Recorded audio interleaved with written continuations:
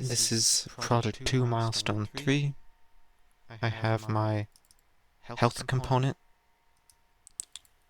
with a editable current and max HP, a check to see if it takes damage, heal, and whether it's alive or dead. In death, we have an abstract class death, and one version of destroying on death, which is a public class with a death script. We have two obstacles that use the same code, damage on enter.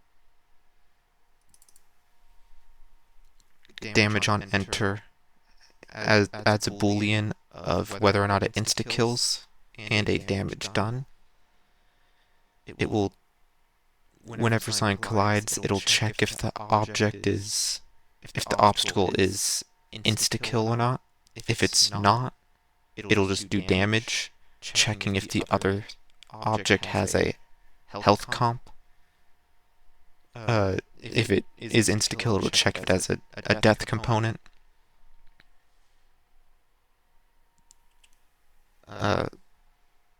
Both of these will trigger on a 2D collision.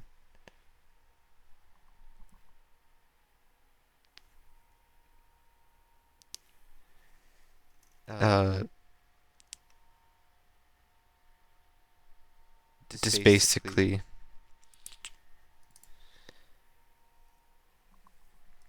when I start it, we have the ship, which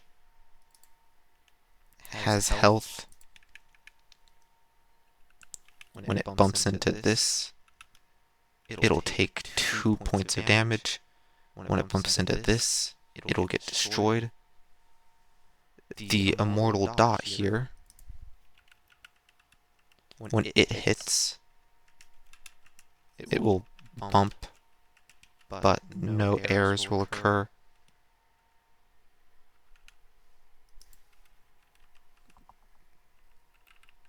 And this will not insta-kill. I added a new ability in pawn and controller. I added a iframe.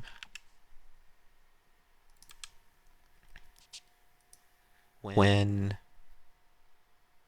press space, it'll activate iframes, and that is handled because I added a hitbox component where it'll check the hitbox and will do a coroutine, which will check if the hitbox is there. If it is, disables it, and then will, after the duration you input here, re-enable it. And to show that this works, I will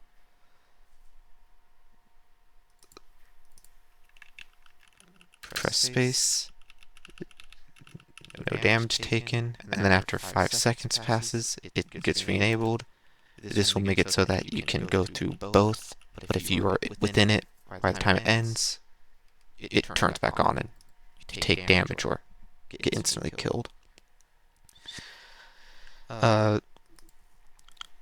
Object-oriented programming, it basically just has you group everything up in one object so you can, on each individual object, control the parameters of what that thing will do. A incomplete example is in the controller. This is polymorphism, where you can check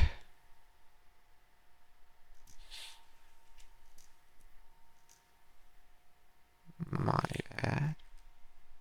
It is inside of pawn, not controller. It'll check move towards, and then it'll check what the object is, or what the thing you're trying to move is, and then we'll do a different command depending on what it is. So if it's a pawn, you are choosing a pawn for the object to move into using this. For a vector, it would go towards the point that you choose. In this case, it is choosing a difference between where the object currently is and the point, which is normalized, so it's 0, 0.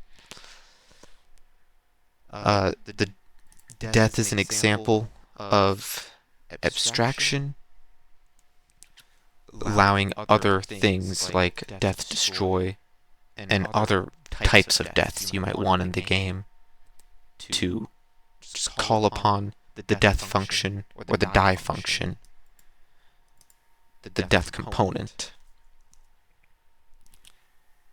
And then the health is an object that allows you to control a new component that you can put on anything, so you don't have to code it for each individual object. Basically, object-oriented programming is just there to lessen the total amount of work you need to do to get the same amount of stuff done.